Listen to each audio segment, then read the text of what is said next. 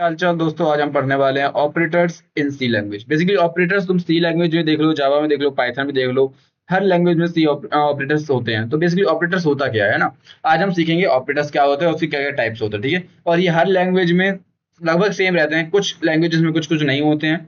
ठीक है, तो वो थोड़ा देखना पड़ता है हर एक लैंग्वेज, लेकिन आज हम नॉर्मली सी लैंग्वेज की बात करने वाले हैं। ठीक है, ऑपरेटर्स को आप ऐसे समझ सकते हो कि ऑपरेटर सिंबल्स होते हैं जो कि यूज होते हैं ऑपरेशन को परफॉर्म करने में। ठीक है, तो इसकी डेफिनेशन क्या हो सकती है? Operators are special symbols used to perform operations on variables and values. तो जब तुम वैल्यूज देते हो या तुम वेरिएबल्स देते हो तो उनके बीच में प्लस माइनस जो करवाता है वो क्या करवाते हैं? ऑपरेटर्स करवाते हैं। तुमने बचपन में मैथमेटिक्स से ही पढ़ा होगा ऑपरेटर्स को, जैसे कि प्लस माइनस मल्टीप्लीकेशन डिवीजन, ये तुम्हारे क्या होते थे? ये ऑपरेशंस परफॉर्म करते थे, है ना। तो ये जो सिंबल होते हैं वो ऑपरेशन परफॉर्म करते थे, इन्हीं को यहाँ कंप्यूटर लैंग्वेज में ऑपरेटर्स बोला जाता है। ठीक, एग्जाम्पल के लिए मान लो ए की वैल्यू 10 दी रखी है यहाँ पे और बी की वैल्यू 5 दे रखी है। ठीक है, तो तुम अगर देखो तो यहाँ पे सी की वैल्यू क्या आ जाएगी? ए प्लस बी।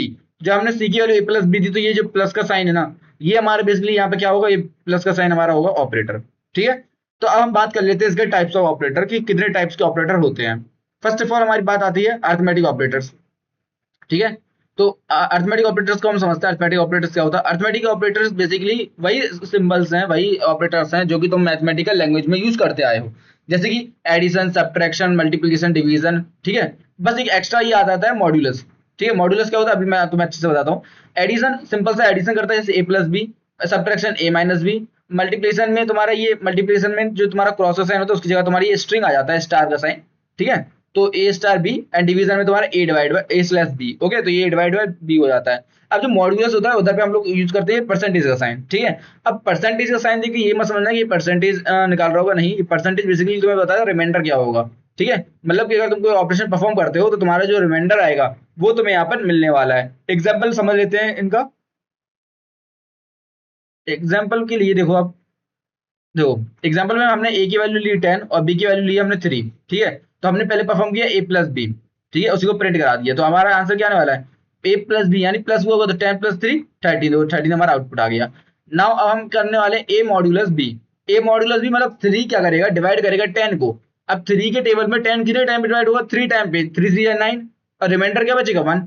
तो ए मॉड्यूलस बी करने पे हमें क्या मिल रहा है? रिमाइंडर। देखो ये 1 आ गया। ठीक है, तो ये हमारा क्या है? रिमाइंडर है।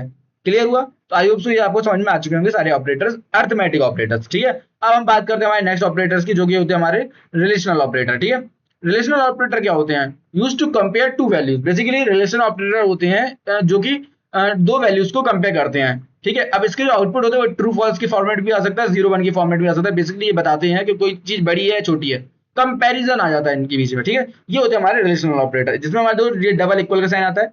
ये डबल इक्वल का जो साइन होता है इसलिए हमारा होता है इक्वल्स टू। बेसिकली ये बताता है जब दो चीजें बराबर हो। ठीक है, मान लो राम, ये नहीं, राम वाला एग्जांपल छोड़ो, ये समझो कि एक तरफ 5 आम रखे हैं, एक तरफ 4 आम रखे हैं, तो क्या ये दोनों इक्वल हैं? हम ये वाला ऑपरेटर लगाएंगे तो आएगा आंसर फॉल्स। ठीक है, ये नॉट इक्वल्स टू।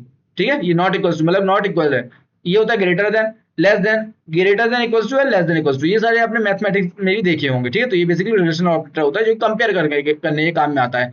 एग्जाम्पल थोड़ा देख लेते हैं इसका। एग्जाम्पल के लिए देखो, ए की वैल्यू 10 ली है, बी की वैल्यू 20 ली है। अब क्या ए लेस देन बी है? ऑफकोर्स ट्रू है, तो जो ट्रू आउटपुट आएगा फिर 1 आ सकता है। ठीक है, तो ये हमारे आउटपुट जो रिलेशन ऑपरेटर होता है ट्रू और फॉल्स के ट्रू और फॉल्स में आउटपुट देते हैं जनरली। ठीक है, अब आता है हमारा लॉजिकल ऑपरेटर। लॉजिकल ऑपरेटर क्या होता है अब इसकी बात करते हैं। लॉजिकल ऑपरेटर को तुम ऐसे समझो कि use to combine condition. Basically क्या करते हैं ये जो तुम्हारे लॉजिकल गेट तुमने पढ़ा होगा फर्स्ट ईयर में, तो नहीं पढ़ा होगा, डिजिटल लॉजिक में एक टॉपिक आता है लॉजिकल का, तो उसी के हिसाब से एंड और नॉट जो चीज होती है वही चीज यहाँ पर आती है। जो डबल एंड जो है ये हमारा होता है लॉजिकल एंड। ठीक है, ये होता है लॉजिकल नॉट के लिए। तो इसी हिसाब से हमारे सिंबल यूज होते हैं। ठीक है, एग्जाम्पल के लिए देख लो, क्या एज ग्रेटर देन होना चाहिए 18 से, and age greater less than होना चाहिए 60 से, तभी वो एलिजिबल होगा किसी चीज के लिए। ठीक है, और एज अगर 20 है तो क्या एलिजिबल हुआ? अब ये डबल एंड का मतलब है ये भी कंडीशन ट्रू होनी चाहिए और ये कंडीशन भी ट्रू होनी चाहिए, दूसरी वाली भी। ठीक है, तो ये बेसिकली होता है हमारा लॉजिकल एंड। ओके, अब आता है हमारा असाइनिंग ऑपरेटर। असाइनिंग ऑपरेटर क्या होता है ये समझ लेते हैं। असाइनिंग ऑपरेटर मतलब वैल्यू को असाइन करना। बेसिकली जो प्रोग्रामिंग लैंग्वेज होती है वहां पर ये इक्वल का जो साइन आता है ना, ये यूज होता है असाइन करने के लिए। मतलब कि अगर लिखा हो कहीं पे a इक्वल्स टू 5, इसका मतलब ये जो 5 वैल्यू है ना ये a में पहुंच गई है। ठीक है, ए पहले कुछ नहीं था, ए पहले एक वेरिएबल था, लेकिन अब जब मैंने असाइन कर दिया तो ये 5 जो वैल्यू है वो ए में पहुंच गई है, ये हुआ। इसका मतलब अगर हम प्रिंट कराएंगे ए तो आएगा A equals to 5। Clear. Next आता है हमारा plus equals to, minus equals to, multiply equals to and division equal to, modulus equals to. इसके साथ भी हम असाइनिंग ऑपरेटर को यूज कर सकते हैं। इसके भी एग्जांपल देख लो, जैसे यूज होता है ए प्लस इक्वल्स टू 2।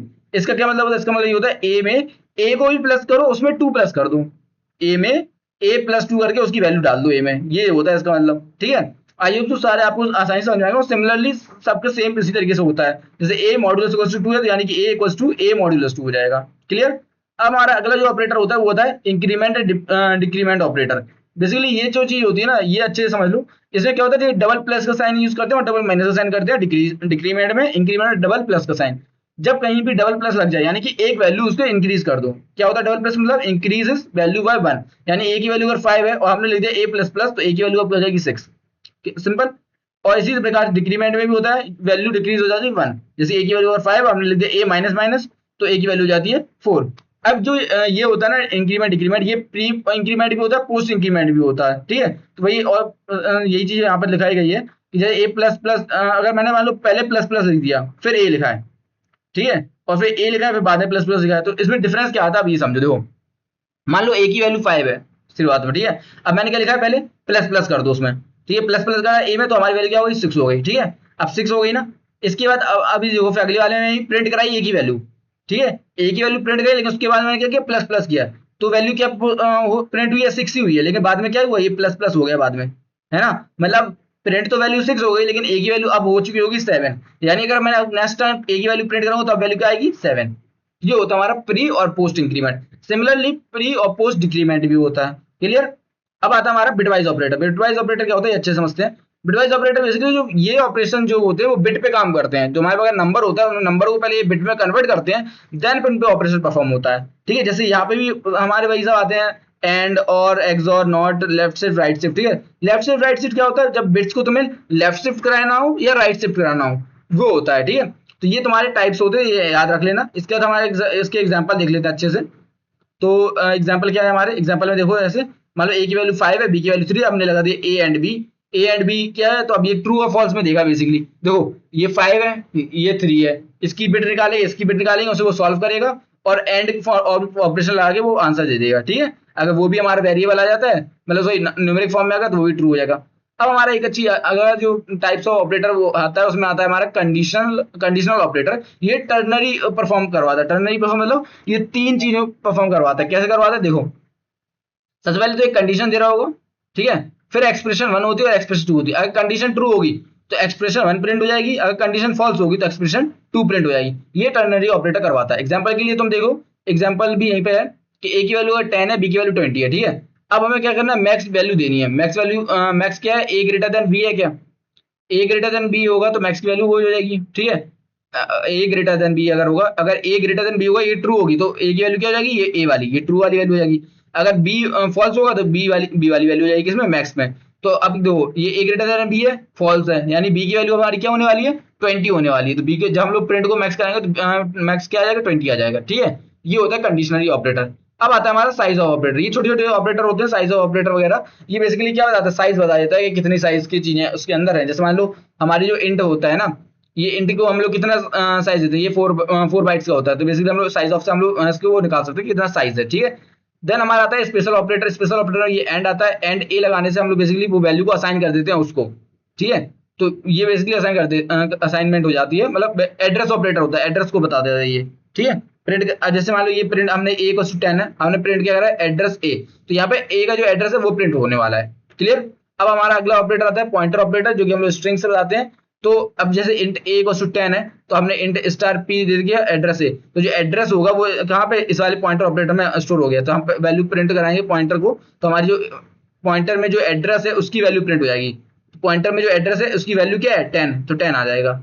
क्लियर। तो आई होप सो आपको अच्छा मतलब समझ में आ चुका होगा ये चीजें। तो बस ऐसे ही नॉर्मल नॉर्मल छोटे छोटे और ऑपरेटर होते हैं, बाकी जो मेन मेन तो ऊपर तक ही थे। तो ऑपरेटर प्रेसिडेंस आ जाता है। बेसिकली यहाँ पे तुम 3-4 चीजों को एक साथ यूज कर सकते हो। अब जो प्रेसिडेंस वगैरह जो होती है, प्रेसिडेंस वगैरह वो मैंने तुम लोग को एक वीडियो में करवा दिया कि प्रेसिडेंस क्या चीज होती है, तो उसी हिसाब से तुम लोग समझ सकते हो। ठीक है, तो आज की वीडियो में इतना ही, मिलते हैं नेक्स्ट वीडियो में। आई होप आपको वीडियो अच्छी लगी होगी, तो वीडियो को लाइक करो, चैनल को सब्सक्राइब करो, अपने दोस्तों के साथ शेयर करो। और ये जो ऑपरेटर वाले जो क्वेश्चन होते हैं कई यूनिवर्सिटीज में आते हैं, तो प्लीज अच्छे से तैयार कर लेना, एक बार लिख लिख के प्रैक्टिस कर लेना और सब चीजों को याद कर लेना। ओके, मिलते हैं नेक्स्ट वीडियो, तब तक के लिए टाटा बाय बाय।